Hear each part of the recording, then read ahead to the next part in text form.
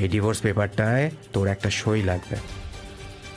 বাবা, আমি তো এটাই চেয়েছিলাম। আমি কবে থেকে রেডি সই করার জন্য। কোথায় সই করতে হবে বলো, এক্ষুনি করে দিচ্ছি। আর একটা কথা, আমি বুঝতে পারলাম না, সৌম্যর দাদু তো আমাদের ডিভোর্সের এগেনস্টে ছিল, এত সহজে রাজি হয়ে গেল কি করে?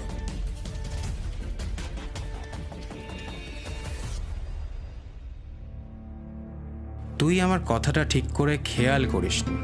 আমি বললাম না দুটো পেপার সাইন করতে হবে। একটা হলো ডিভোর্স পেপার যেটায় তুই সই করলি, আর একটা হলো সৌম্যর দাদুর পাঠানো কন্ট্রাক্ট পেপার। নে, এখন লক্ষ্মী মেয়ের মতো এই পেপারটাতেও সই করে দে তো।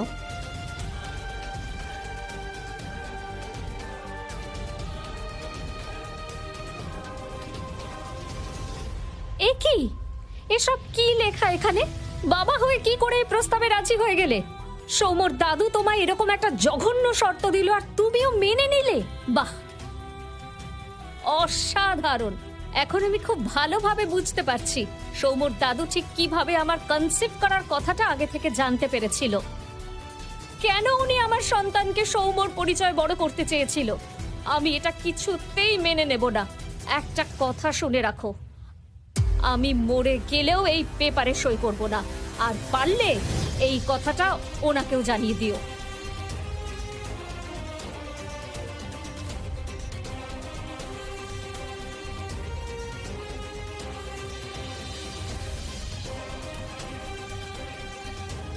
ঠিক কি শর্ত রেখেছিল সৌম্যর দাদু?